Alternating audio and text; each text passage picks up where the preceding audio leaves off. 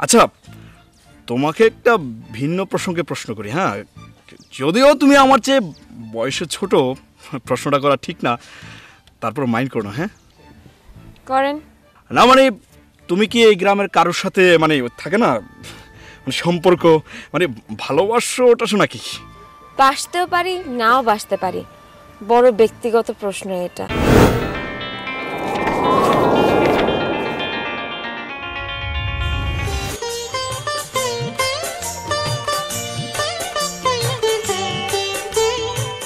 বুবু, আপনি খরিদারি নিবেন সেটা তো আমার ভাগ্য,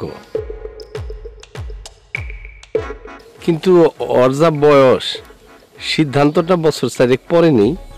ঠিকই তো কইছে। এই তুমি চুপ থাকো, তোমার কোনো কথা বলতে বলছি? আমার কোনো সমস্যা আসছিল না, হাসিমুদ্দিনের বয়সটা বাইরে গেলেও আমি ওরে অপেক্ষা করাইতাম। তোমার উপর আমার আস্থা থাকলেও তোমার বউরে আমি বিশ্বাস করি না। বুবু, আমি গ্রামের মধ্যে বিচার আচার করি। কয়দিন আগেও ফরিদার এক বান্ধবীর বিবাহ আমি নিজে বন্ধ করাইছি। এখন আমার মেয়ের যদি বিবাহ হয় তাহলে তো আমার মুখ থাকে না। ফরিদার মার বিষয়টা আমি দেখব। শোনো ফিরোজ, আমি যাওয়ার সময় ফরিদাকে সঙ্গে করে নিয়ে যাব। তোমরা কয়েকদিন পরে ঢাকা আসবা, সেইখানেই ওর বিবাহ হইবে। আর গ্রামের ব্যাপারটা কয়েক বছর গোপন থাকবে। বুবু, আমার বিষয়টা একটু বোঝার চেষ্টা করেন। তাছাড়া ফরিদা আর ওর মায়ের তো আমার মানাইতেইব। আমার কিছুদিন সময় দেন। সময় নিবা? তুমি চুপ থাকো। শোনো ফিরোজ, গ্রামে তোমার মান সম্মান প্রতিপত্তি যাই বলো, এর পিছনে কিন্তু আমাগো অবদান আছে, কথাটা তুমি ভুলা যাও না।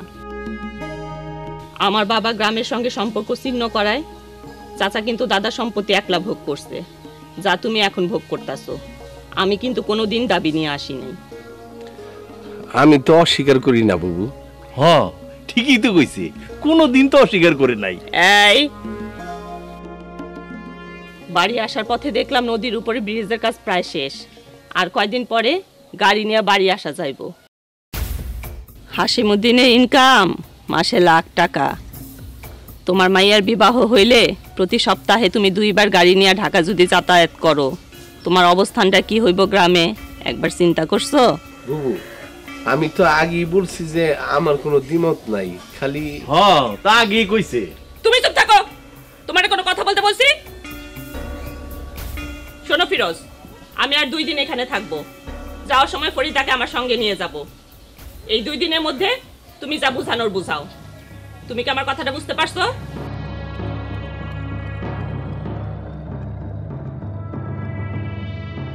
কি বুঝতে পারছো? বুঝতে পারছে, বুঝতে পারছে।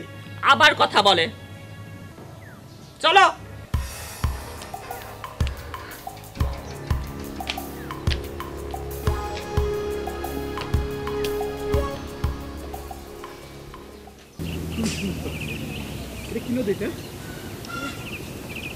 বাবা, আচ্ছা ফরিদা, তোমাদের পরীক্ষার সেন্টার যেন কোথায় পড়ে? সদরে। সদরে? বাহ, তাহলে তো খুবই ভালো। মানে তুমি ঢাকা থেকে গাড়ি করে মানে সোজা তুমি পরীক্ষার সেন্টারে ঢুকতে পারবা। বারে গাড়ি করে আসতে যাব কেন? নদীটা পার করলে তো সদর।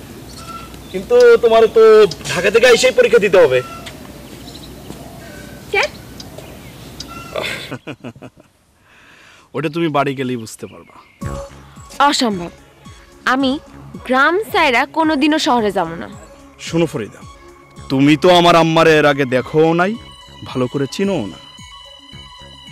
তিনি চাইলে পারেন না এমন কোনো কাজ এই পৃথিবীতে নাই। সে যখন চায় সে তোমারে নিয়েই যাবে। সুতরাং তোমাকে ঢাকা যাইতেই হবে। দেখেন, আপনিও আমার কোনোদিন দেখেনও নাই, চিনেনও নাই। আমি যদি কোনো কিছুর ব্যাপারে না বইলে থাকি, আমাকে হ্যাঁ করার মতন মানুষ এখনো জন্মায় নাই। ও আচ্ছা, তোমাকে একটা ভিন্ন প্রসঙ্গে প্রশ্ন করি। হ্যাঁ, যদিও তুমি আমার চেয়ে বয়সে ছোট, প্রশ্নটা করা ঠিক না, তারপর মাইন্ড করো না। হ্যাঁ করেন না, মানে তুমি কি এই গ্রামের কারোর সাথে মানে থাকে না মানে সম্পর্ক মানে ভালোবাসো ওটা নাকি? বাসতেও পারি, নাও বাসতে পারি। বড় ব্যক্তিগত প্রশ্ন এটা। আপনার সাথে এইসব নিয়ে কথা বলার সম্পর্ক তো আমার না। আপনি হচ্ছেন আমার বড় ভাই, তাই না? না, ভালো, খুবই ভালো। তুমি তো অনেক বুদ্ধিমতী, সাহসী। যদিও বয়সে তুমি আমার চেয়ে ছোট, কিন্তু বুদ্ধিতে কিন্তু ছোট না।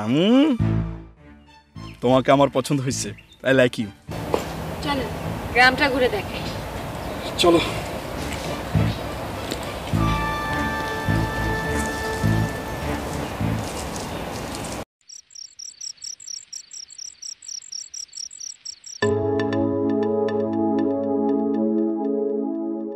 ফরিদার মা, ফরিদা কি ঘুমাইছে? তোমার লগে আমার একটা জরুরি কথা ছিল। বলেন। হাসনাবু যেহেতু ফরিদার লগে হাসেমের বিয়ে দেওয়ার জন্য জিদ ধরছে, এখন কি করি কত? শুনেন, প্রথম কথা হইল হাসিম বিবাহিত, আগে একটা বিয়ে করছে। আর আপনার বোন যদি আপনার এতই পছন্দ করতো তাহলে আগে আসলো না কেন? দ্বিতীয় কথা, এর চাল চলন চেহারা আমার কোনো কিছুই পছন্দ না। আর তৃতীয় কথা হইল আমার মায়ের আমি এই সময় বিবাহ দিব না। আমরা হাসনাবুবুর বাপের অংশ ভোগ করি, কথাটা সে আমার জানান দিছে। তার অংশ সে নিয়ে নিব, সমস্যা কি? তার অংশ তার নিয়ে যাক, তুমি বোঝো না? হ্যাঁ, পুরো সম্পত্তির মধ্যে অর্ধেক অংশ চাচার। আপনি যদি মনে করেন সম্পত্তি নিয়ে কন্যারে বিক্রি করবেন, তাইলে আমার বাপের বাড়ির অংশ আমি নিয়ে আসব, আর ওই অংশ এই অংশের সাথে বেশি হইব। পাল্টাপাল্টি কথা কেউ না তো। হাসেম বিদেশে বড় ব্যবসা করে, মাসে লাখ টাকার উপরে ইনকাম।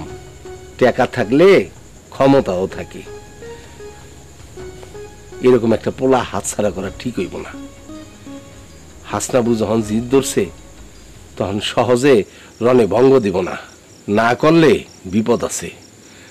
যার সিদ্ধান্ত 2 দিনের মধ্যে দিতে হইব। আমি আমার মায়ের এত অল্প বয়সে বিবাহ দিব না, আর এই হাসেমের কাছে তো দিবই না। এটা আমার শেষ কথা, আপনি যাই না রাখেন।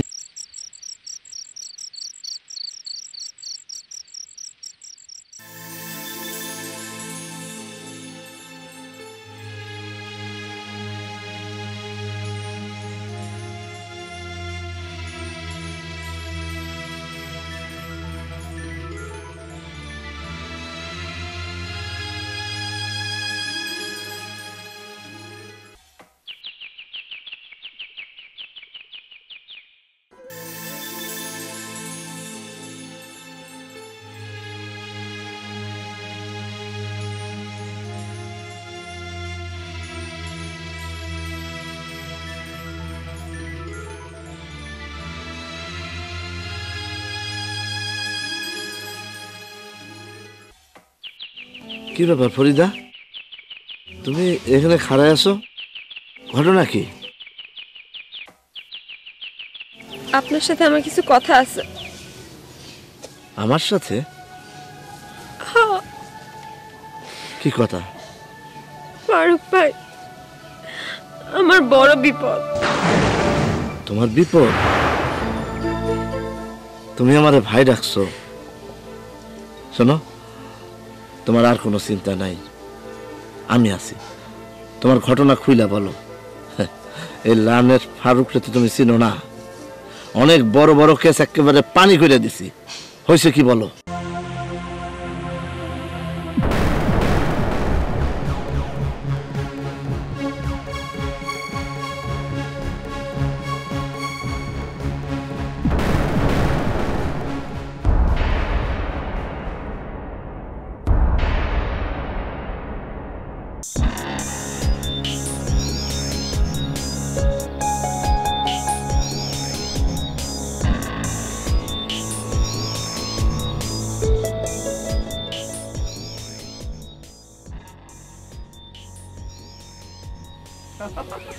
হাসেন, জি আম্মা। তোমার কি বুদ্ধি শুদ্ধি কোনো দিনও হবে না?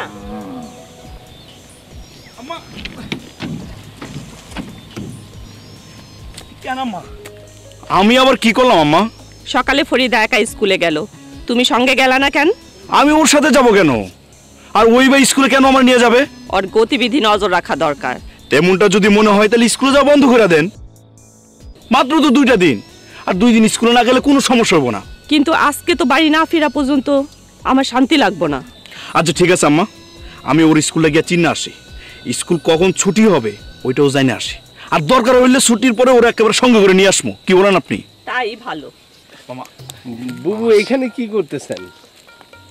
না, হাসেম কইতেছিল এত বড় জায়গা খালি পইরা রইছে, জায়গাটা মাইপা নিয়ে যায়, ভালো একজন ডিজাইনার দিয়া ডিজাইন কইরা দোতলা বাড়ি বানায় দিব। না না, গ্রামে টিনের ঘরই ভালো। কি যে কও তুমি, তুমি আমার নতুন আত্মীয় হইবা। গ্রামে কত বড় বড় মানুষ আসবো, হাসিমুদ্দিন কোথায় বিয়া করছে দেখবো। তোমার মান সম্মান মানে তো আমারও মান সম্মান। হাসিমুদ্দিন যাও, গ্রামটা ঘুইরা দেখো। জি আম্মা, মামা আসি। ফিরোজ চলো আমরা ভিতরে যাই।